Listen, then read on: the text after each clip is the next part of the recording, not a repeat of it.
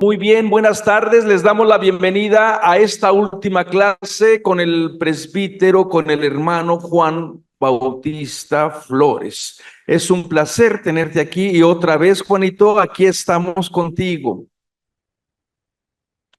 Muchas gracias, Manuel, y muchas gracias a todos y a todas por la paciencia y el trabajo que se toman. Bueno, vamos a darle fin a esta experiencia de la historia del pueblo de Israel que nos ilumina muy originalmente y de alguna manera pues toda la producción apocalíptica, el movimiento apocalíptico, la literatura apocalíptica y la experiencia de todo lo que hemos podido vivir durante esta semana.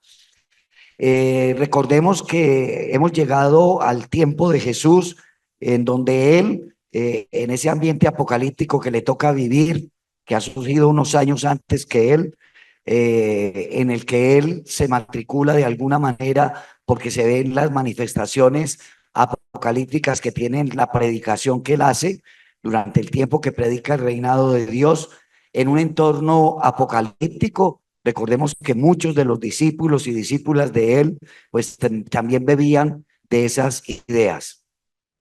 Dentro de toda esa experiencia de Jesús, el predicador de Galilea, que después va a Jerusalén, pues tenemos que encontrarnos con la realidad de que fue lo que hizo él, predicar el reino. Eso es un absoluto que nosotros debemos ir encontrando en nuestras vidas y en nuestra experiencia como estudiosos y estudiosas de la Biblia, sobre todo del Nuevo Testamento y de los Evangelios. Cuando uno lee bien los Evangelios, descubre que lo que hizo Jesús fue predicar el reino, desde la perspectiva existencial que él tenía, desde las costumbres que él tenía, desde el judaísmo que él vivía. Eh, en esa experiencia vamos a encontrarnos con el mensaje del reino en parábolas, inicialmente y más estudiado en esa perspectiva, desde las parábolas. Si nos estudiamos el Evangelio, encontramos que lo que prácticamente hizo Jesús fue explicar el reino de Dios a las multitudes en parábolas, a sus discípulos en parábolas, que algunas veces se las explicaba incluso. Voy a quedarme solamente con algunas parábolas y sobre todo en la versión de Marcos. Marcos solo reportó las parábolas más importantes que hubo entre la predicación recogida en los sinópticos. Él recogió la parábola básica que está en Marcos 4:1-9, la del sembrador, la de los distintos terrenos en los que cae la semilla del reino, que se refiere a las actitudes interiores ante el mensaje del reino, ¿sí? La escogió también la parábola necesaria para acoger el reinado de Dios, que está en 4:26-29, la del campo sembrado, en el cual la semilla crece de una manera misteriosa y silenciosa. Y finalmente la parábola indispensable para construir el reino, que está en 4:30-32, la de la semilla de la mostaza. Y atención a la parábola de la semilla de la mostaza, que si bien refleja inicialmente una característica muy particular del reino, que es la pequeñez, la infinidad de esa pequeña semilla de mostaza, que después se convierte en la más grande de las hortalizas, el énfasis a esa parábola hay que dárselo en la capacidad de crecer desde lo pequeño, pero en la capacidad de abarcar horizontalmente, porque el árbol o el arbusto de mostaza no crece hacia arriba, sino que crece hacia los lados, y la capacidad que tiene para darle sombra a muchos que se acojan a él como árbol que da sombra. Imagínense en el territorio de Israel, semidesértico, desértico, la importancia de un árbol de mostaza que da sombra. Y ese árbol extiende mucho las ramas horizontalmente. Y además en la parábola se hace énfasis que vienen a anidar los pájaros del campo. Entonces esa es la gran centralidad de la parábola de la mostaza. la parábola indispensable para construir el reino de Dios. Son tres parábolas, escogió muchas, pero escogió las más importantes. La básica, la del sembrador, la necesaria, la del campo en el que crece la semilla, y la indispensable, la de la semilla de la mostaza. Indispensable porque el mensaje que trae esa parábola es la de acoger. Y recordemos que Marcos advirtió que Jesús, con otras muchas parábolas del mismo estilo, les exponía el mensaje según lo que podían oír, lo que sugiere que la multitud tiene sus limitaciones para comprender, pero que Jesús se acomoda a su capacidad de comprensión, limitándose, eso sí, al lenguaje en parábolas, aunque a sus discípulos se los explicaba todo aparte. 4:34 dice eso. De lo que se deduce que los discípulos tampoco entendían y comprendían el mensaje. Esta incomprensión no es insuficiencia académica, sino una gran limitación ideológica, porque la enseñanza que los letrados les habían transmitido en las sinagogas y en el templo les impedían aceptar el mensaje de Jesús. Entonces es muy importante recordar esa anécdota en torno a la enseñanza de Jesús. Es pertinente recordar que con el término discípulo, Marcos se refiere solamente a los seguidores de Jesús que provienen de la tradición judía, no a todos los seguidores y seguidoras. Él hace constar que a Jesús lo seguían muchos y muchas, pero discípulos llama solamente a los del entorno judío, de manera que el problema de incomprensión es solo de ese grupo, de los del entorno judío. La afluencia multitudinaria que constata el Evangelio de Marcos no necesariamente es positiva en sí misma, y eso tiene que ser una advertencia para nuestra realidad hoy. A nosotros ahora pensamos, y por eso hay que decir, no se defrauden cuando en la pastoral bíblica, en la animación bíblica de la pastoral, convocamos, gastamos plata en convocaciones, redes, hacemos flyer, llegan 3 personas. Sí, no se preocupen por eso. Primero porque el reino de Dios es simplemente una propuesta alternativa. Y segundo, porque el reino de Dios es así, de a poquitos, pequeñitos. La semilla de mostaza tiene esa característica. Pero en la predicación de Jesús había una afluencia multitudinaria que Jesús mismo ve que no es positiva. Simón consideró ese hecho como una oportunidad que había que aprovechar. ¿Quién nos pasa a nosotros como a Simón? Hoy tenemos este gentío en esta reunión de no sé qué. Aprovechemos para... De pronto no es esa la... Simón en 1:37 dice, Simón y sus compañeros se fueron tras de Jesús y cuando lo alcanzaron le dijeron, todos te están buscando. Pero Jesús subordinó toda esa situación, esa propuesta que le hacen de tener multitudes a la universalidad de la predicación. Porque él le respondió en el versículo 38, vámonos de acá a los pueblos vecinos para predicar allí también el reino de Dios. Entonces miren que Jesús captó que no es la multitud y por eso no nos preocupemos en la pastoral bíblica de que tengamos poca gente. Es que en mi parroquia son 45,000, pero a la parte bíblica vienen nada más 120. Eso es el reino de Dios. En la casa de Israel, que es la sinagoga, en el Evangelio de Marcos, la multitud impedía el acceso a Jesús. Las noticias de lo que hacía Jesús atrajeron muchedumbres que no tenían clara su propuesta. Y Jesús consideró alguna vez la posibilidad de alejarse. En el capítulo 3, versículo 9. A veces la multitud dificulta a los otros seguidores asimilar el mensaje.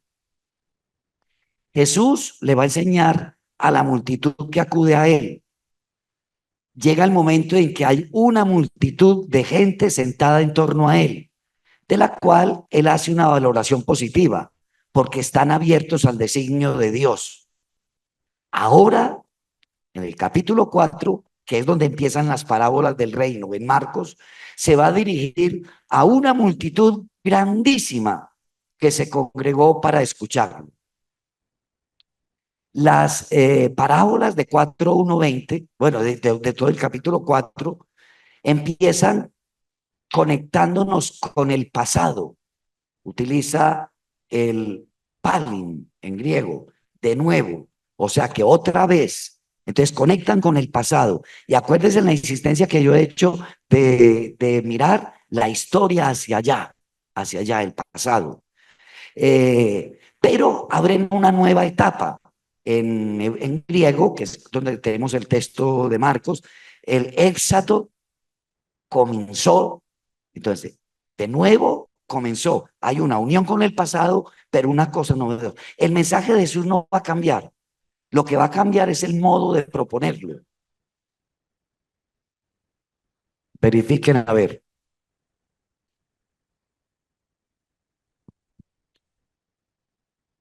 Sonido. Si hay sonido, hay sonido. Entonces dile a la persona que revise su equipo. Bueno, entonces el mensaje de Jesús no va a cambiar. El modo de proponerlo es lo que va a ser diferente. Seguida de la introducción viene una parábola, la de los terrenos en las que cae la semilla. Luego va a ser la explicación del uso de este recurso y finalmente la explicación de la parábola misma. Ese es como el contenido de esa primera parábola, la básica, la básica. Después de narrar la parábola del sembrador, que él considera básica, Marcos 4:13 y siguientes, Jesús les va a explicar a los discípulos que usaba las parábolas porque la gente estaba mentalmente alienada con esas teologías del templo, de los saduceos y de los fariseos. Pero luego en privado les va a explicar a ellos el sentido de la parábola, advirtiéndoles que no se trataba de un saber esotérico, puesto que el secreto que él les revelaba era para que lo dieran a conocer y asegurándoles que el fruto que se espera depende de la generosidad de la propia entrega. Y va a colocar una condición muy particular con ejemplos muy sencillos. Quien no difunde generosamente ese secreto, porque no se entrega, se arriesga a perderlo todo. Se arriesga a perderlo todo. Recuerden que es lo que llamamos, cuando estudiamos el Evangelio de Marcos, en particular, el secreto mesiánico. A todo el mundo le prohíben que cuente, pero es para que exactamente vaya y cuente. Luego vienen las dos parábolas, la fundamental y la importante, que se refieren al modo personal de vivir el reinado de Dios, la semilla que crece misteriosamente, y ahí hay que enfatizar que es que el reino es de Dios. Por mucho que se afane el sembrador, incluso que se quede día y noche mirando lo que acabó de plantar, el reino no es de él, la semilla no es de él, el reino es de Dios. Y la otra, la del grano de mostaza, al modo como se va a manifestar socialmente su reino, universalmente. Y ahí es donde yo quiero que enfaticemos una característica de la universalidad del lenguaje apocalíptico. Recuerden que cuando yo empecé diciéndoles hay que ir a la etapa fundante del pueblo de Israel, porque allá la diversidad de los distintos grupos que dieron origen a Israel es ejemplo de esa universalidad. De hecho, son 4 simbólicamente la totalidad. Los japirú, los abrahámicos, los mosaicos y los sinaíticos son el origen de esa universalidad, de esa diversidad, de esa variedad que van a conformar una unidad. Recuerden que 700 años antes de Jesús, el profeta Isaías hablaba en lenguaje apocalíptico de un tema apocalíptico, el banquete en el que se va a dar la manifestación de Dios, con un banquete de abundantes viandas y vinos de distintas soleras. Y desde esa perspectiva empieza a germinarse en el lenguaje de la apocalíptica la experiencia de la universalidad. Luego vendrá la teología de la elección y de la purificación y encerrarán al pueblo de Israel. Pero miren que los libros alternativos desde la teología de la deuteronomista, la Reforma deuteronomista, otros autores, los apocalípticos, siempre abren dimensiones a eso.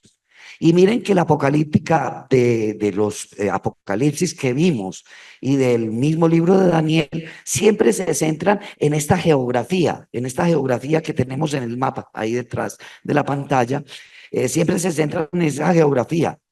Pero miren que la universalidad de la apocalíptica del libro de Juan se abre no solamente a un mensaje para el pueblo de Israel y la pequeña crisis del pueblo de Israel, sino que se abre a todos los pueblos. Miren que se convoca a Roma, la capital del imperio, con símbolos muy particulares, solo por recordar el de la distancia entre Roma y Jerusalén, que es de la que nos hablaba la doctora esta mañana. Eso hace que la geografía ideológica de la apocalíptica se expanda y se expande tanto que, que ya las repercusiones no van a ser simplemente para el imperio, para el pueblo de Israel y para el imperio romano, que es lo único que conocen en medio de esa crisis los apocalípticos de esa época, sino que en Juan se va a abrir a dimensiones siderales, porque acuérdense en toda la mención que hace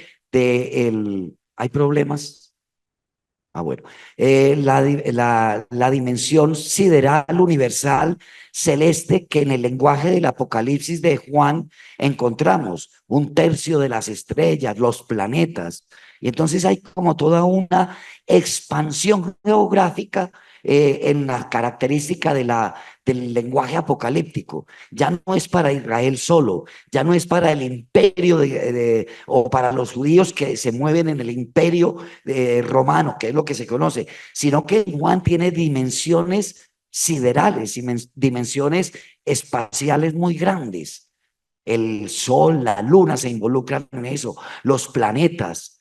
En el lenguaje aparece esa expansión de la experiencia. Y eso habla de la universalidad.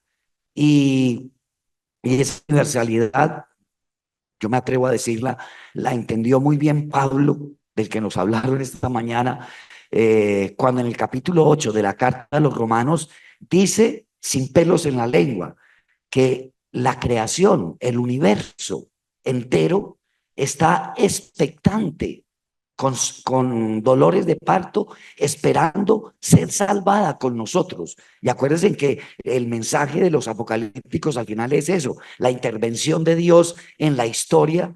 Y entonces en la apocalíptica del siglo primero, Pablo ya ve las repercusiones siderales y espaciales de esa experiencia. Nosotros hoy, con todo este afán de viajar, de viajes interplanetarios, de buscar planetas alternativos, estamos colaborando a esa expansión de la esperanza de la salvación. Ojalá que lleguemos a esos otros planetas, no acabar con ellos como hemos ido acabando con el nuestro, sino que lleguemos a buscar alternativas. Pero en la promesa apocalíptica, ese mundo también será salvado por la presencia de Dios de una manera indescriptible. ¿Por qué recurría Jesús a las parábolas? Recuerden, las parábolas referidas en el Evangelio de Marcos no son únicas, sino ejemplares, porque el texto nos dice que de otras muchas a las que recurría Jesús para exponer el mensaje del reino, tenía otras parábolas. Pero tanto la multitud como sus propios discípulos, o sea, los que provenían de la religión judía, que tenían ese condicionamiento ideológico, delataban cierta incapacidad para comprender.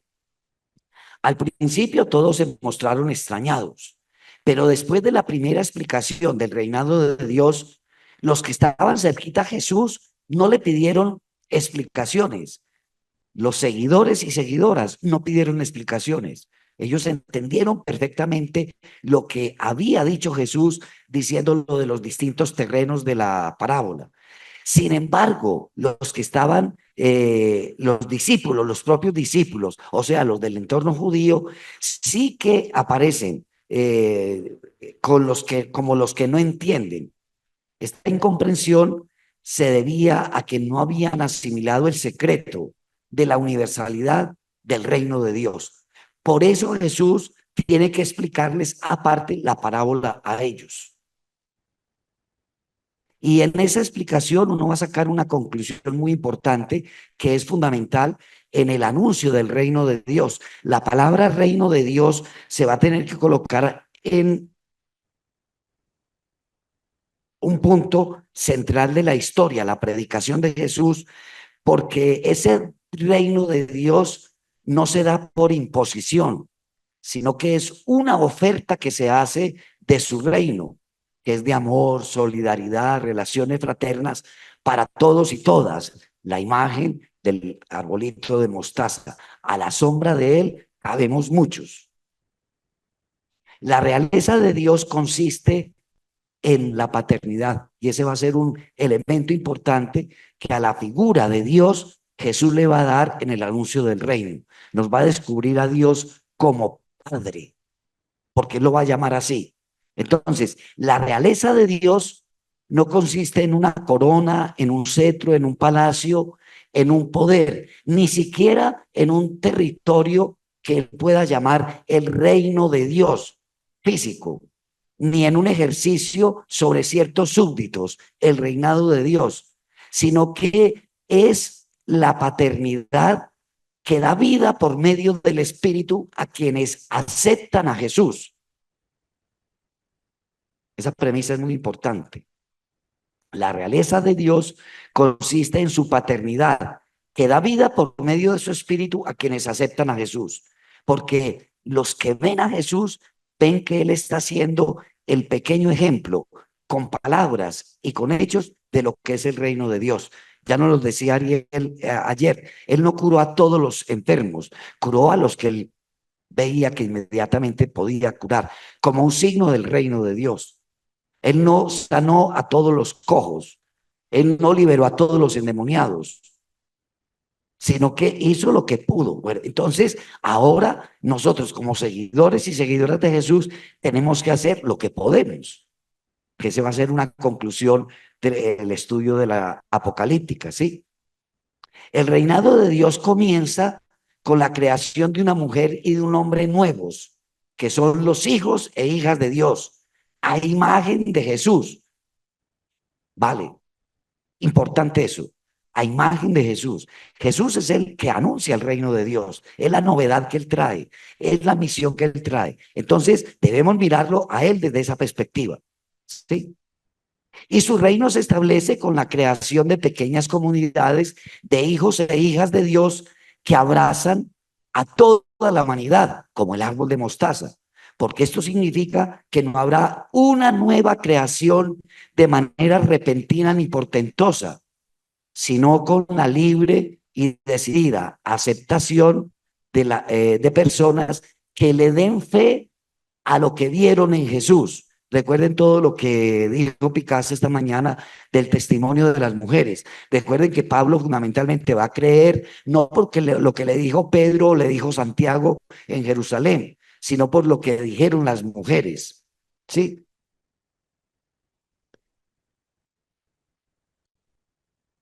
Entonces, esto significa que no habrá una creación nueva de manera repentina ni portentosa, sino como una libre y decidida aceptación de personas que le den fe a Jesús, que pongan en práctica su mensaje y que forjen una convivencia humana fundada en la fraternidad, que es un valor del reino. Si yo descubro, si Jesús me anuncia que Dios es Padre, significa que yo soy, que es Padre de todos y todas, entonces significa que yo soy hermano y hermana de todas y que los otros son hermanos y hermanas mías. Entonces la fraternidad, que es un valor del reino, la libertad, que es un don que nosotros no hemos sabido apreciar ni siquiera anunciar, la justicia, por la que luchamos muchos, la verdad, que nos hará libres, la solidaridad, la universalidad. En el valor de la fraternidad está incluido el perdón, el perdón. Bueno, eso hará que llegue el reino de Dios, el reino de Dios. Esas comunidades de hombres y mujeres nuevos se reúnen a celebrar cada vez a Jesús, el nuevo Adán.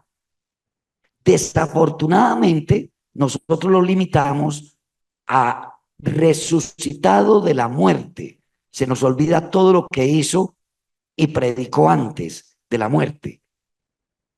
Miren que nosotros somos hombres y mujeres de la pasión, muerte y resurrección. La gran declaración de fe que hacemos después del gesto que nos mandó repetir Jesús en la cena, reúnanse cada vez que hagan esto en conmemoración mía. Desafortunadamente nosotros lo limitamos cuando se nos dice, este es el misterio de nuestra fe, a decir, anunciamos tu muerte, proclamamos tu resurrección, ven Señor Jesús. Nos quedamos en lo último. No decimos ni confesamos el anuncio del reino, la pequeñez del reino, la universalidad del reino, la inmensidad del reino, la solidaridad del reino. Eso sería lo que tendríamos que confesar ahí. Eh, eh, la resurrección de la muerte fue la experiencia y la palabra con la que expresaron esa nueva presencia del Nazareno en la comunidad, que definitivamente está presente de una manera diferente. Él es el primogénito de la unidad, de la humanidad definitiva.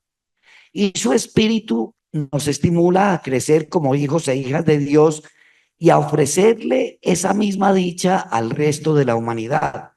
Y ahí destacar la universalidad del reino, que precisamente se recoge en otra parábola muy interesante del reino, que es la parábola de la red, que recoge de toda clase de peces. También lo hace Jesús, y esto es una novedad en la exposición, Jesús también hace el anuncio del reino proponiendo unas paradojas del reino. Es un modelo que no se ha estudiado mucho, que apenas está tratando de estudiar como género literario, y tendríamos que hablar en otro momento de ese género literario y aprender bastante para integrarlas a nuestras experiencias bíblicas. Las paradojas del reino son esas enseñanzas que con una cosa opuesta nos enseñan una propuesta. Para ser el primero hay que ser el último. Para ser el más grande hay que ser el más pequeño. Para poder vivir hay que morir. Para ser importante hay que ser servidor. Son las paradojas del reino. Pero de eso no vamos a hablar. Este último aspecto de darle a Jesús fe o de darle fe a Jesús es el que se ha enfatizado y que nos ha llevado a ser comunidades cristocéntricas y cristológicas. Nuestra reflexión, incluso nosotros hemos hecho estudios de cristología bíblica, cristología fundamental. Hemos descubierto y trabajado mucho en el cristocentrismo de nuestras comunidades. Y eso está bien, esa es la historia que tenemos como comunidad de iglesia. Recuerden que eso lo empezó a experimentar Pablo. No soy yo, es Cristo quien vive en mí. Es una identidad con Cristo fundamental y radical muy interesante. Y así se aprendió a hacer en las comunidades. Recuerden que el Ken Peace, por allá en la Edad Media, nos proponía la imitación de Cristo. Recuerden que a partir del Concilio Vaticano II, el seguimiento de Cristo se volvió un elemento importantísimo. Y en la vida religiosa, la configuración con Cristo se vuelve un capítulo importante en nuestras constituciones. Pero es que eso no fue lo que vimos de Jesús. El predicador se volvió predicado y se nos olvidó lo que él predicaba, que era el reino. Y ese sí es un problema, ¿sí? Pero hay que decir que también ha degenerado ese cristocentrismo y esa cristología en algunos casos, yo diría en muchos casos, en esperpentos que contradicen precisamente la enseñanza y la evidencia de Jesús desde el reino. Nosotros a Jesús lo hemos limitado por ser muy cristológicos, por ser muy cristocéntricos, por imitar a Jesús, por seguir a Jesús, por configurarnos con Cristo, lo hemos limitado a la adoración eucarística, a la hora santa, al culto. Y le damos mucho énfasis a eso y se nos olvida el reino. Y como puso Jaime en sus páginas en estos días, lo que empezó como el pan repartido, terminado siendo hora santa, exposición del Santísimo, novenas, procesiones, y el pan sigue sin repartir. Miren lo grave y lo difícil que es eso. Y yo no estoy renegando de esas cosas, ni quiero decir, cancélese, no, pero uno tiene que empezar en la práctica de las comunidades, en irle enseñando a la gente en nuestros cursos y talleres bíblicos qué es lo que tenemos que hacer. ¿Sí? El gran reto es que pongamos en práctica el mensaje de Jesús en esas pequeñas comunidades que surgen en torno a Él, en torno a su palabra. Y por eso el gran reto que deberíamos tener es ser reinocéntricos y y reinológicos.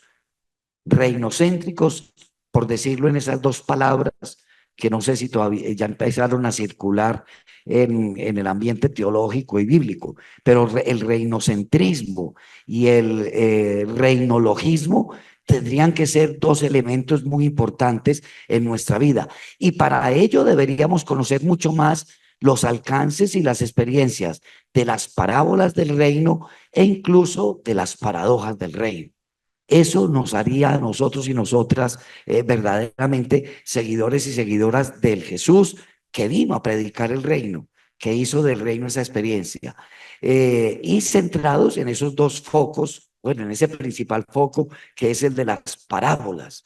Tendríamos que hacer con nuestros grupos bíblicos, y esa es una de las conclusiones que tendremos que sacar al final y compromiso, enseñarles historia a nuestros grupos y pequeñas comunidades bíblicas para que aprendan la génesis, de dónde venimos, por qué se evoluciona en esa perspectiva. Miren la riqueza que hemos hecho con el pretexto de estudiar a los apocalípticos y la apocalíptica, de irnos hasta los orígenes de Israel y descubrir que los grandes temas, los grandes acontecimientos de allá, la alianza, el éxodo, palabras y vivencias de ellos, van crisis, van forjando lo que somos nosotros ahora.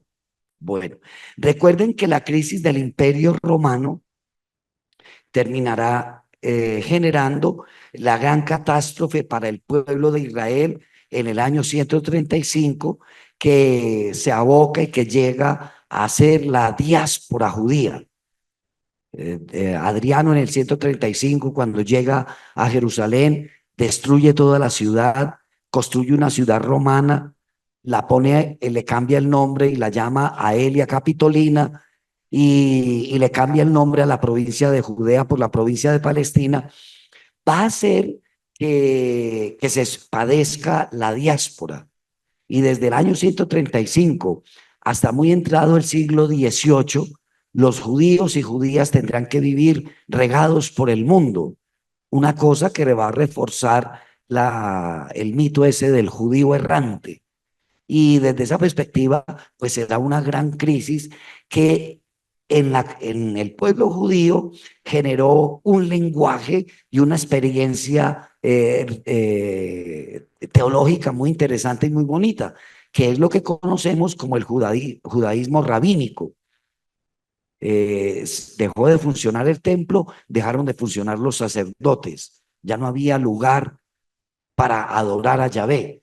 Entonces, toda esa capacidad convocatoria que la palabra de Dios tiene en la historia del pueblo de Israel quedó en manos de los rabinos, que en Yavne, en el año 100, hacen un gran concilio y determinan los lineamientos por donde va a ir el judaísmo, y va a generar un lenguaje rabínico que tendrá características muy particulares. Va a desconocer los aportes de los apocalípticos, va a renegar del aporte que ha hecho Jesús de Nazaret y de las comunidades que hasta ese momento han ido surgiendo. Pero va a crear una experiencia rabínica que de pronto es el que más se conoce y del que tenemos mucha literatura. De ahí van a surgir el Talmud, el Targum, una cantidad de escritos que recogen experiencias anteriores religiosas y van a ser muy particulares. Una característica del lenguaje rabínico es la citación de la autoridad de anteriores rabinos interpretando el tema central del judaísmo rabínico, la Torá, la ley. Entonces, desde allá hasta el sol de hoy, tenemos una experiencia de judaísmo rabínico que fue la respuesta a la crisis de la diáspora. La ley y la interpretación, que son el centro de este judaísmo rabínico, y las variantes que se pueden recoger en las enseñanzas de los grandes rabinos y escuelas, será el lenguaje que de aquí en adelante se tendrá fundamentalmente para toda la experiencia de lo que queda del pueblo de Israel. Si ustedes quieren ver algo interesante que refleje este aspecto y que está unido, porque el pueblo no se queda estático. Nosotros a veces pensamos que el judaísmo se quedó en la diáspora y que ahí surgió el judaísmo rabínico y que eso quedó estático ahí. No, también el judaísmo se vio permeado por la revolución femenina del 68 y empezaron a preguntarse las mujeres judías qué hacemos. Y hay variadas respuestas a eso, hasta la conquista, por ejemplo, de un pedazo del muro de los lamentos para ellas poder tener acceso a un lugar de oración. Hoy vemos en el Muro de los Lamentos un pedacito muy pequeño, pero un pedacito dedicado exclusivamente a las mujeres, a la que muchos rabinos ultraortodoxos miran con desprecio. Me moví, qué pena, es que yo no soy incapaz de estar sentado. Miran con desprecio y las insultan y las escupen y les dicen benzoná. Es una palabrota en hebreo terrible, ¿sí? Pero lo han conquistado. Y ahí en esa vivencia de la diáspora, pues las mujeres han tenido un aporte muy particular y muy interesante en ese judaísmo rabínico. Incluso hay rabinas en la actualidad.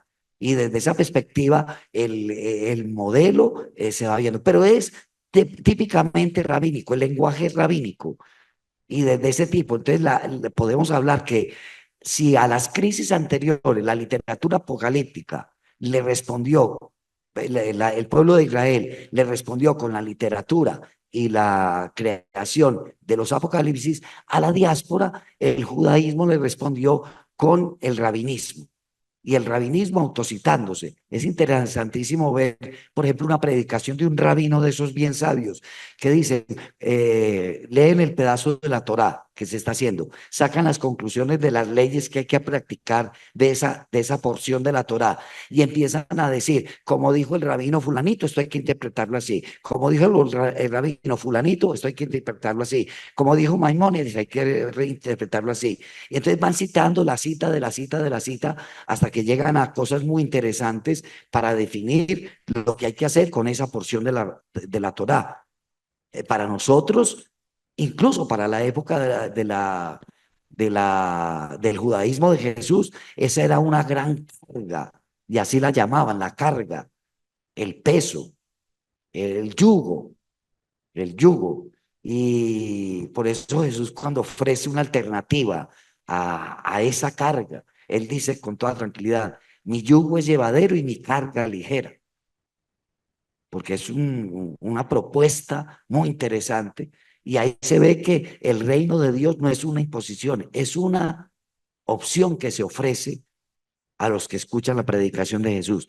Entonces les decía, si quieren ver algo bien interesante que refleje de alguna manera este periodo y este lenguaje de respuesta a la crisis de la diáspora, la película Gent, me voy a volver a sentar. Eh, la película Gent con Bárbara Streisand, directora y protagonista, nos muestra incluso el tímido incurrir de las mujeres en el estudio de la Torá. Es una película fantástica, fantástica que muestra cómo un rabino por allá en la profunda Rusia, que tiene su escuela para enseñar la Torá, a la que acuden todos los muchachos, los chicos y las chicas de su comunidad judía, le enseña a la Torá a ese grupo, pero también por la inquietud de su hija Jen, empieza a enseñarle la Torá a ella. Y él mismo se coloca en un dilema terrible porque cuando él va a enseñar la Torá a su hija, se coloca en una sin salida muy particular de su vida como rabino, en ese modelo que sostiene el judaísmo de la diáspora, porque había varias tendencias que decían frente a que las mujeres leyeran o estudiaran la Torá muy radicales. La escuela, que incluso son de la época de Jesús, las dos posiciones. Entonces los rabinos, cuando hablaban de enseñar la Torá, era exclusivamente para los hombres, porque van a citar los rabinos, porque como dice Rabí Gamaliel, el de la escuela más estricta en la que se educó Pablo, entre otras cosas, va a decir, enseñarle la ley a una mujer es pecado mortal. Pero también, como dice el rabino, ¿cómo se llama el otro rabino? El otro rabino de la época de Jesús, Shammai. Sí, no. Shammai dice, enseñarle la ley a una mujer es perder el tiempo. Entonces, el pobre protagonista de la película, eh, guiándose por la tradición de los rabinos, que es el modelo de lenguaje que está sosteniendo el judaísmo de la diáspora, se pone a enseñarle la Torá a su hija. Y en medio de la enseñanza, sin terminar todavía la escuela toráquica, muere. No les cuento más porque les haría un spoiler de la película para que se la vean. Jen con Bárbara Streisand, sí, como directora y protagonista. Ahí muestra el tímido incurrir de las mujeres en el estudio de la Torá. Serán siglos de diáspora que generarán también otro tipo de lenguaje. No crean que la diáspora, como va evolucionando, genera solamente el judaísmo rabínico. Va a generar un lenguaje sionista a finales del siglo XIX, que con Teodoro Herzl y sus compañeros propugnan por el retorno a la tierra, el retorno a la tierra. Recuerden que ese es un sentimiento muy particular de los deportados a Babilonia, volver a la tierra, y ahí va a surgir un Mesías que nos llevará allá. Entonces, Herzl y sus compañeros que fundan el sionismo a finales del siglo XIX, pues propugnan por el retorno a la tierra, ya con un bagaje de experiencia que ha vivido hasta el momento ese pueblo de Israel. Ya Herzl no será simplemente con motivaciones religiosas en la sinagoga, a la que dejó de ir, ni con motivaciones haciendo libros de difusión, de propaganda judía para volver a la tierra, de motivación para que los judíos empiecen a querer hacer realidad esa última copa que se alza cada año en la Pascua, la próxima en Jerusalén. Todo eso va a hacer que surja un lenguaje muy político y que va a aprovechar situaciones como la situación de la declaración de Dreyfus en el Parlamento inglés, que hacen que se piense que algún día los judíos podrán volver a la tierra. Y empiezan a aprovecharse de una cosa muy particular, empiezan a subvencionar, se empiezan a recoger recursos para que muchos judíos puedan volver así, debajo de cuerda, a Jerusalén, a Tierra Santa, a Galilea, y empiecen a comprarle a los musulmanes que están allá, a comprarles tierra. Y empiezan a hacerse pequeñas colonias que después derivarán en los grandes kibbutz. Entonces, esos elementos que yo les estoy diciendo, aunque son históricos muy modernos, están ligados a la historia del pueblo de Israel y son lenguajes y acciones con las cuales están respondiendo a la crisis de la diáspora, a la crisis de la diáspora. De aquí vamos a llegar a los otros dos momentos de crisis que el pueblo de Israel va a vivir: el holocausto entre 1936 y 1945, por ponerle una fecha, porque hay que pensar que el holocausto no es una cosa localizable en el tiempo. Recuerden, Adolf Hitler fue llamado a ser canciller austriaco por allá en el 33. Entonces, eso ya hace parte de una génesis de lo que derivará el holocausto. Hay antecedentes y sucesos posteriores como el antisemitismo, que muchos de ellos experimentan esa historia más reciente. Y el otro hito doloroso y fuerte es la creación del Estado de Israel el 14 de mayo de 1948, que si bien se puede ver como una de las realizaciones del lenguaje sionista, porque eso era lo que pretendía el sionismo, solucionando la diáspora, volver a Israel, crear el Estado de Israel, para muchos es vista como una catástrofe que no pega con lo que se piensa del Israel mesiánico que muchos, tal vez muy pocos, esperan, porque el pueblo de Israel sigue hoy esperando el Mesías.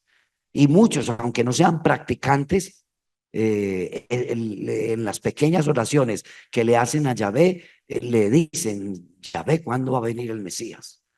Yahvé, envía tu Mesías pronto, porque es como otro lenguaje que ha pervivido para vivir esta experiencia religiosa, pero también las grandes crisis. Estas dos experiencias, la del holocausto y la de la creación del reino de Israel, del Estado de Israel, van a generar también lenguajes y géneros literarios muy particulares, que sin ser apocalípticos son lenguajes de respuestas a crisis que se viven. Entonces, yo les voy a proponer en forma de hipótesis y desde mi perspectiva muy personal, que el holocausto va a generar una pregunta muy fundamental en la existencia del pueblo, sobre todo en los guetos en los que el holocausto encerró a los judíos y sobre todo y ante todo en los campos de concentración. La pregunta grande que se hicieron los judíos en ese momento fue: ¿dónde está Dios? Eifo ata Elohim. ¿Dónde estás, Dios? ¿Dónde estás, Dios? Y padecieron el holocausto como una gran crisis.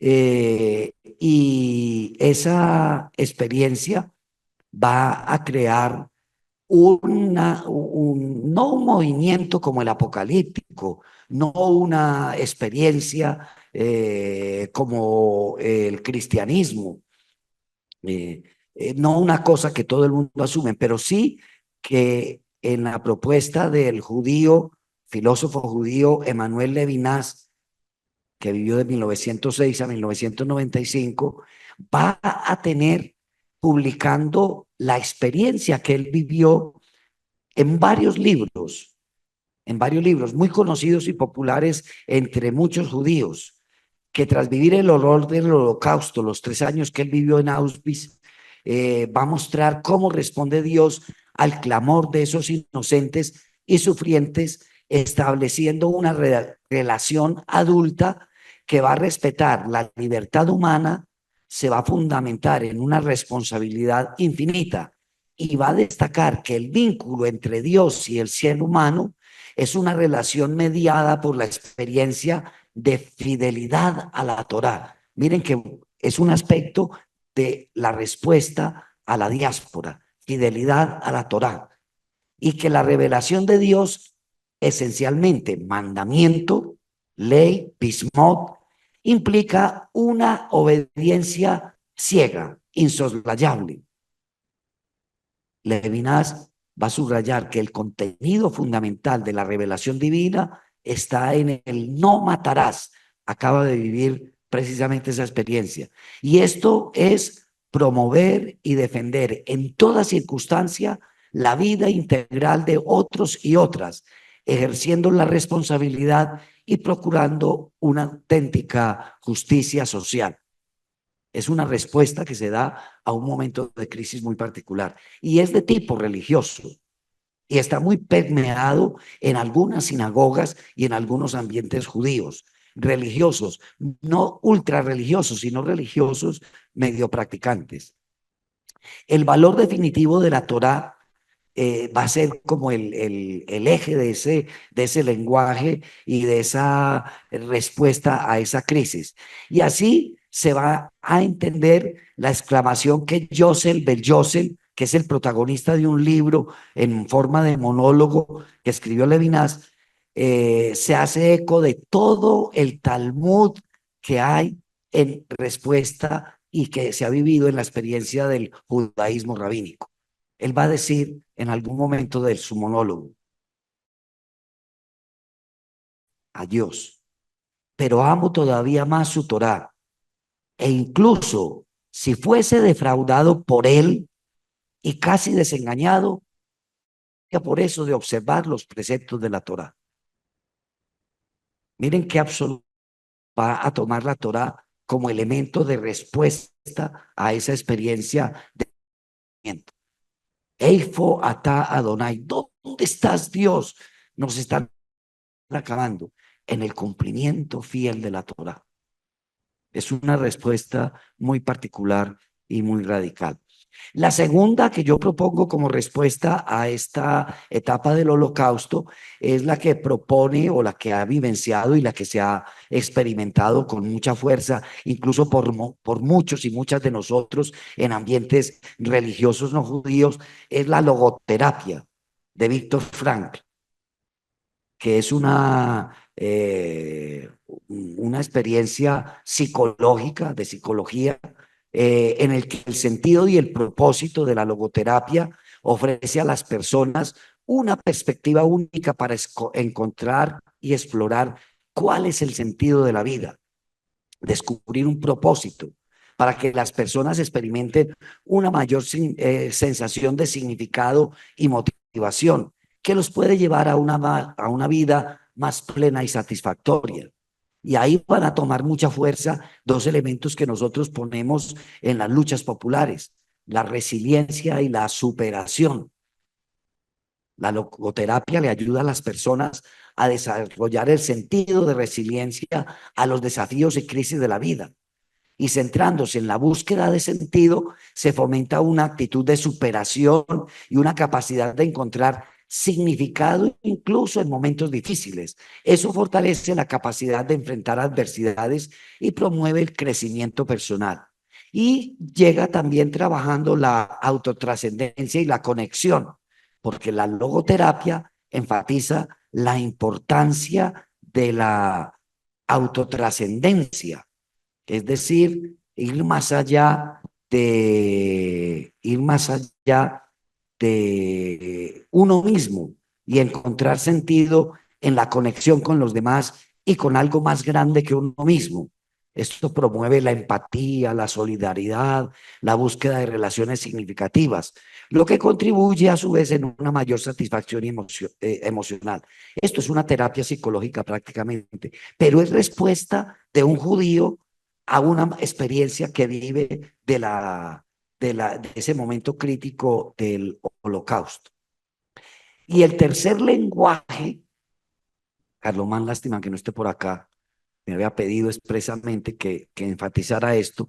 El tercer lenguaje que ha surgido para el manejo de la crisis del Holocausto y de la creación del Estado de Israel mismo es el lenguaje cinematográfico, con toda la carga que el cine tiene para transmitir, manejar y compartir los sentimientos y soluciones que se le dan a la crisis. Hollywood, una empresa eminentemente judía, Netflix, una empresa eminentemente judía, están llenas de este lenguaje. Hay cantidad de cosas que nosotros vemos incluso como producciones cristianas, pero en el fondo son producciones judías que están con ese lenguaje que aprovecha el lenguaje subliminal, la técnica de la comunicación, las tecnologías de la comunicación, el teatro, la representación, el vestuario, la recreación de la historia, Ese lenguaje cinematográfico me parece a mí que es una respuesta. Desafortunadamente, con fines publicitarios, porque están a veces tratando de manipular nuestros sentimientos. Muchos de los judíos, incluso pagados por grandes empresarios judíos y financiados ideológicamente por políticos judíos, pues lo que quieren generar con estas películas es lástima y pesar por el pueblo judío que ha sufrido tanto. Y podemos tener y tenemos derecho a sentir esos sentimientos, pero no nos dejemos manipular por esos sentimientos, porque también el Estado judío y la misma respuesta sionista, que fueron dos lenguajes en estos periodos, eh, fueron violentos y son agresivos con la realidad de otros pueblos y con la realidad de otras situaciones y personas. Entonces no podemos, el lenguaje cinematográfico no puede generar solamente solidaridad con el pueblo judío. También tenemos que ser críticos frente a ese lenguaje, y esa experiencia me parece a mí que, que generará y que mostrará de alguna manera esa experiencia que deducimos hoy. Miren que lo traje deducido del estudio de los apocalípticos para entender otros lenguajes que que la realidad nos trae, que la crisis nos trae. Habría que preguntarnos qué lenguajes ha generado la comunidad cristiana, la comunidad católica, la iglesia, para vivir los grandes momentos de crisis que tenemos. Si es una fuga espiritual, un espiritualismo o un ritualismo, que pueden ser con toda tranquilidad esa experiencia. Recuerdo mucho la escena final de la película La Misión.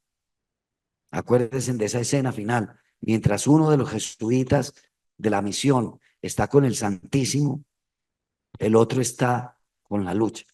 Y eso lo coloca a uno en unos parangones muy particulares.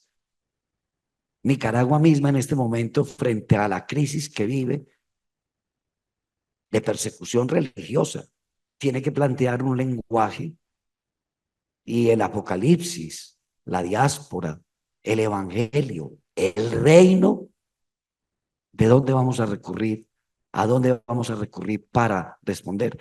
Venezuela, con toda esta encrucijada que tenemos, tiene que verse iluminada por la experiencia de un lenguaje que de parte de Dios reafirmen la presencia de Él en la historia. Porque en todas esas experiencias de respuestas a las crisis, lo que se quiere reafirmar es eso. Dios está con nosotros, Él nos acompaña, Él está.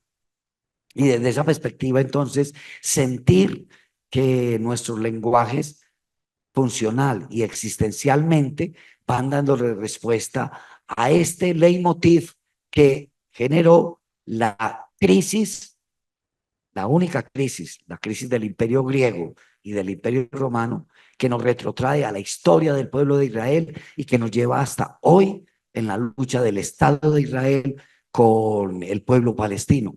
Ahí, en eso, se enmarca la presencia de Dios. Ahí se enmarca el quehacer de nosotros. Y ahí se enmarca el recurrir, el volver, el estar y el hacer referencia al reino de Dios que Jesús anunció. Porque ese es el referente que nosotros y nosotras tenemos.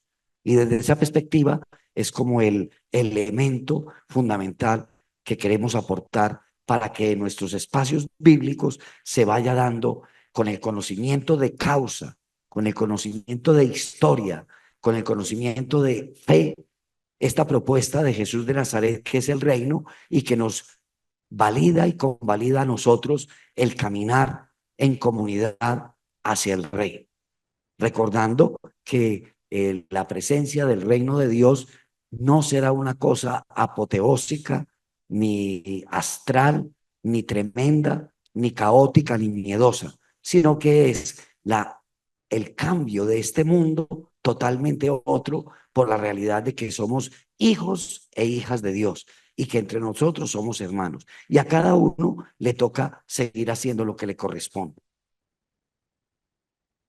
Creo que con esto se terminaría la exposición de la historia del pueblo de Israel para entender en medio de esa historia la riqueza, el valor del movimiento apocalíptico que hemos vivenciado.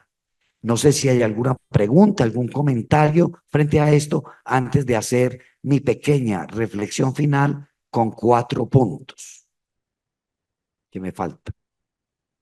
Soy todo oídos.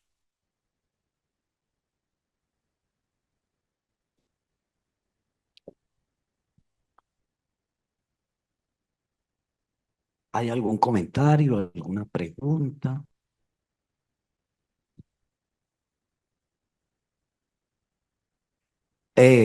Antonio. Adelaida, por favor.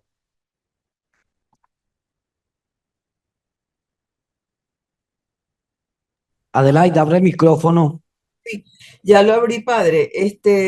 No, simplemente un comentario.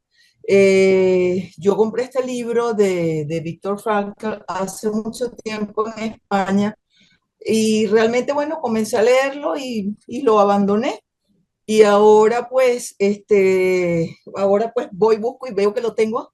Y entonces, bueno, le preguntaría a usted, digamos, dentro de lo que usted nos ha hablado y lo que habló de la logoterapia, ¿qué recomendación me daría a mí en base a lo que hemos estudiado respecto a este libro? No sé, no sé si fui clara. Sí, perfectamente, Adelaida. Adelaida, lo primero y lo fundamental de nosotros y nosotras como cristianos, pero también como colaboradores y trabajadores en el espacio de formación bíblica y en la animación bíblica de la pastoral, pues primero tenemos que, ante todo y sobre todo, tener una referencia a Jesús de Nazaret y el reino que nos anuncia con todo lo que eso implicará para nosotros de aprender y desaprender, que implicará incluso formas devocionales, incluso dogmas que nosotros creemos que son inamovibles, pero hay que moverlos. Y el elemento que le puede aportar la logoterapia de Víctor Frank a nuestro quehacer es facilitar y movilizar esos gestos para los cuales el hablar, la logoterapia que él propone como terapia para manejar las situaciones difíciles, nos sirve. Entonces, es combinar el reino de Dios con toda esa propuesta de comunicación de la experiencia personal. El problema de estas respuestas, tanto de la de Levinas como la de Frank, como la de la película, la cinematografía, es que están imbuidas por el individualismo del siglo XX y el siglo XXI, muy típicas de la filosofía capitalista. Entonces, claro, somos hombres y mujeres del siglo XX y propendemos por todo el ambiente que nos rodea a ser muy individualistas, además de consumistas. Que eso era lo que le pasaba a los pobres discípulos y discípulas de Jesús. En el siglo primero no tenían el individualismo ni el consumismo del siglo XX, XXI, pero sí tenían la fijación de los 613 mandamientos de la Torá que les enseñaban de día, de noche, a medianoche, y en la catequesis, los rabinos a todos los niños judíos. Entonces, ellos tenían que deshacerse de eso. Nosotros tendremos que deshacernos de eso, además del individualismo, porque la propuesta del reino es eminentemente comunitaria. Por eso siempre hablamos de las primeras comunidades, de las comunidades de Jesús. Tema que le gustará mucho a nuestro amigo Picasso. Muchas Gerardo, gracias. y vamos con Antonio. Gerardo. Micrófono. Buenas tardes, padre. Mire, me gustó mucho su exposición y en cuanto a lo que usted hablaba, que no estamos repartiendo el pan. Nosotros ahorita estamos arrancando una experiencia de una comunidad eclesial de base y desde el punto de vista histórico estamos trabajando con la aproximación histórica a Jesús de Pagola y reflexionamos o meditamos o contemplamos el Evangelio y vemos cómo vamos a ir caminando. Soy venezolano, vivo en Caracas Y bueno, ustedes saben qué situación estamos en estos días acá. Creo que es muy importante lo que usted decía, que estamos contemplando a Jesús, Eucaristía, sacramento en adoración, pero que no estamos dándonos dentro de la palabra para compartir ese pan. Era lo que quería decir. Gracias. Gracias a ti, Gerardo, y déjate ver por allá por los dos caminos que te recibiremos con los brazos abiertos y compartiremos el pan contigo. Gracias por compartir con nosotros estos días la palabra, tener más conciencia. Y para mí la palabra va a ser el centro de la iglesia, debe ser el cambio total, porque nos hace conocer mismo el pasado, pero conocer el presente, tener conciencia crítica, no dejar las ideologías hacer en nosotros su movimiento. ¿Y por qué? ¿Qué cosa miro yo? Comparto, no es una cosa cerrada así. Que cuanto más una persona vive la devoción, más cerrada está en los juicios, condenaciones que hace de las otras personas. Es increíble. En vez de abrir el corazón, tener más apertura del corazón, así acoger mejor a las personas de la vida, ¿no? Y la palabra nos hace esto, un cambio, volver a Jesús, aceptar libremente y tener el compromiso de liberación. Muchas gracias. Eso es lo que hay que ir haciendo poco a poco. ¿Alguien más aquí en la sala? Bueno, Aquí- entonces, Aquí hay unas aquí hay preguntitas. otro, hágale. Bueno, Luis Medina pregunta, ¿podría enviar sustento literario para mover los dogmas que propone mover? ¿O cómo nos recomienda que empecemos luego de culminar esta formación que ya por sí misma es transformadora? Bueno, ¿cómo se llama el que pregunta? Luis Medina, es muy difícil deshacer 2000 años de historia que sostienen los dogmas en la iglesia para hacer una cosa jurídica y legal. No podemos pretender, y no creo que ninguno de nosotros como biblista, como cristiano, como hombre y mujer del reino, lo que quiera es ir y acabar con todo. Recordemos que es proponer. Entonces, desde nuestras pequeñas comunidades, en nuestra pequeña experiencia, incluso nuestra devoción personal, ir haciendo esos cambios de mente que con toda seguridad generarán una experiencia a futuro muy particular y seria del reinado de Dios. No es llegar acabando con dogmas, ni es llegar acabando con prácticas religiosas o con devociones, como uno va a lograr eso, porque eso sería violencia religiosa, sino que es con la pequeña propuesta, sin uno alterarse, aunque a veces uno se altera porque uno ve unas cosas que le da pena, pero bueno, aguantándose la pena ajena que le da a uno, ir caminando poco a poco, ir tratando de enseñarle al entorno, de enseñarle a las nuevas generaciones, de educar a los niños y niñas en esta experiencia del reino de Dios. De a poquitico se puede ir haciendo esa experiencia. Y creo que nosotros que somos biblistas, que trabajamos en el movimiento bíblico, en las redes bíblicas, pues nos vamos apoyando poco a poco para ir haciendo esto en nuestros entornos. Para responderle a Sole Mirabelli, que pregunta si hay un material escrito para la lectura. Se está trabajando ya en un material para dejar sobre la charla que el padre Juan tiene esta semana. Y van a quedar todos los videos montados en las redes. Hay una pregunta de Omar Medina.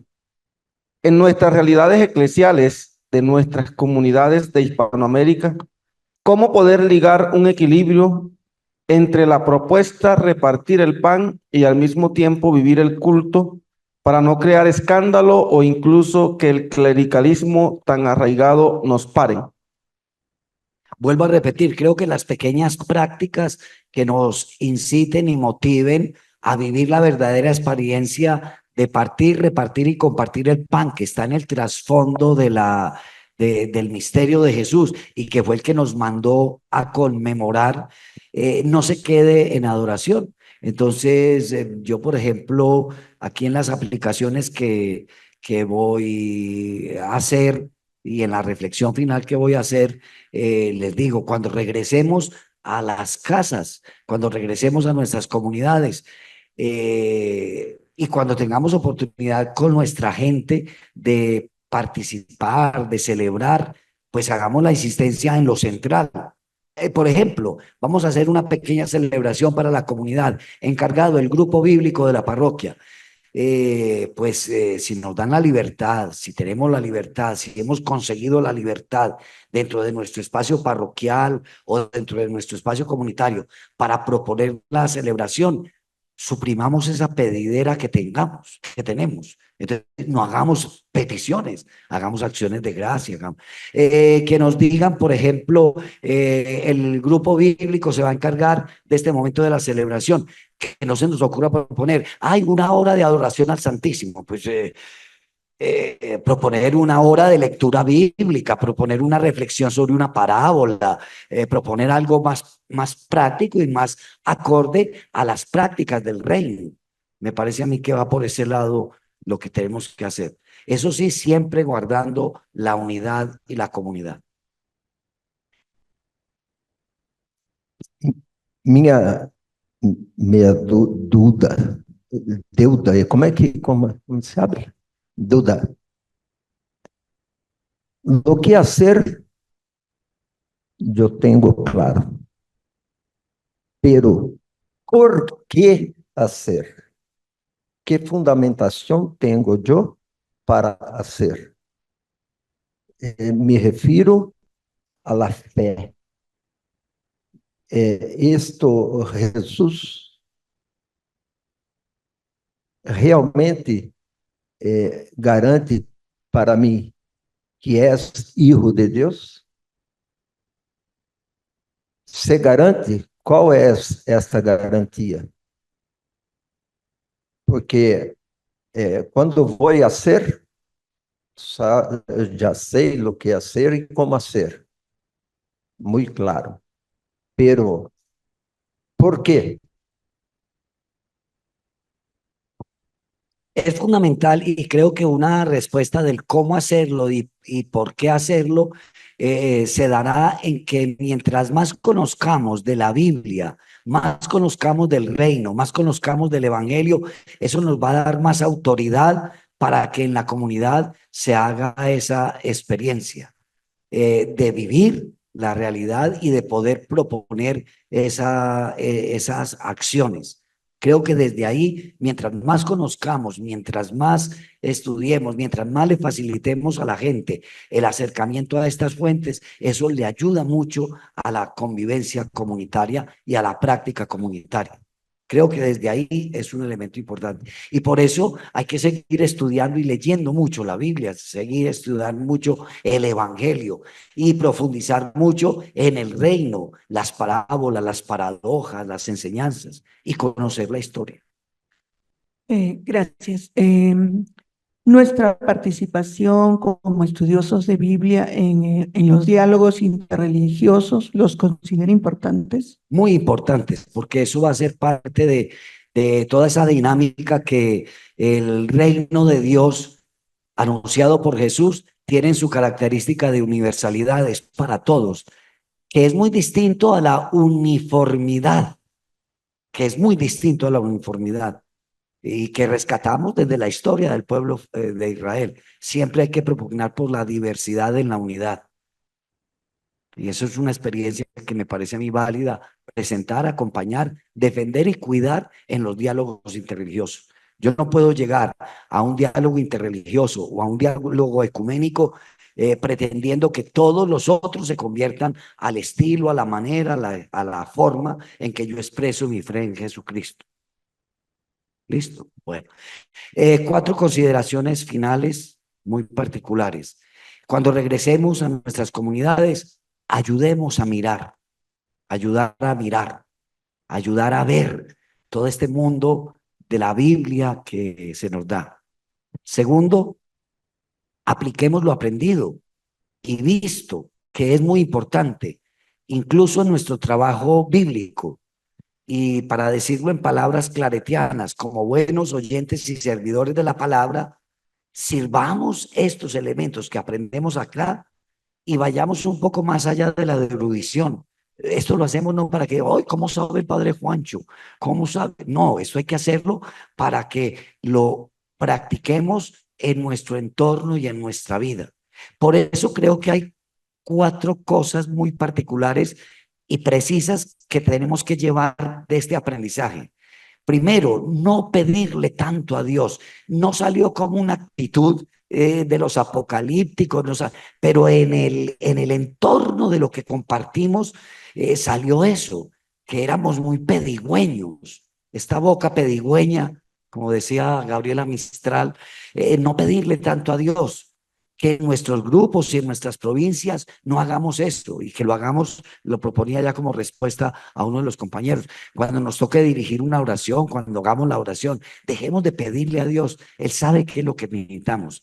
Segundo, no más demonios. Ya Ariel los ilustró perfectamente en lo del demonio, porque corremos el peligro de darle protagonismo y de terminar como en algunas comunidades protestantes, anunciando más al demonio que a Jesús.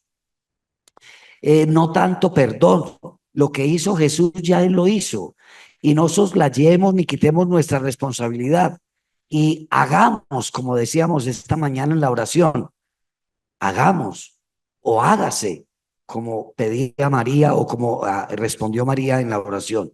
Y ya técnicamente en nuestros bloques de enseñanza bíblica, en nuestro bloque de enseñanza de Galilea año 30, de Palestina en tiempos de Jesús, del entorno sociopolítico de la sociopolítico y socioreligioso del Nuevo Testamento, agreguemos a la existencia de los grupos sociales en los cuadernillos y en las charlas a los saduceos, fariseos, esenios, herodianos, bautistas, celotes, los apocalípticos o enóquicos.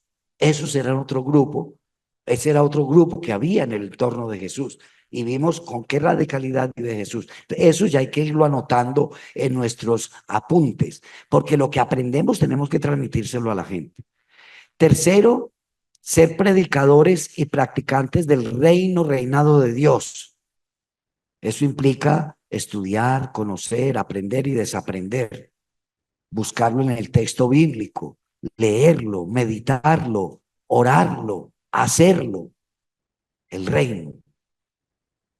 Y cuarto, luchemos porque siendo muy cristológicos y cristocéntricos, lleguemos a ser más reinocéntricos y reinológicos. Creo que ahí, por ese lado, iría mi reflexión final. Gloria al Padre y al Hijo y al Espíritu Santo, como era en el principio, ahora y siempre, por los siglos de los siglos. Amén. Muchas gracias a todos y a todas. Muy amable.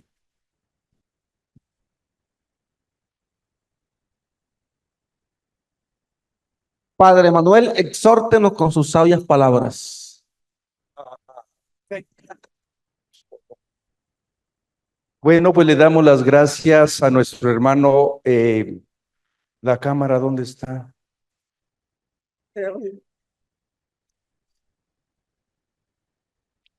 Le damos las gracias a nuestro hermano Juan Bautista, a Juancho, y de verdad, gracias por tu conocimiento, por tu dedicación en estar preparando estos cursos. Y le damos también las gracias a todas las personas que nos han sintonizado, que han estado con nosotros.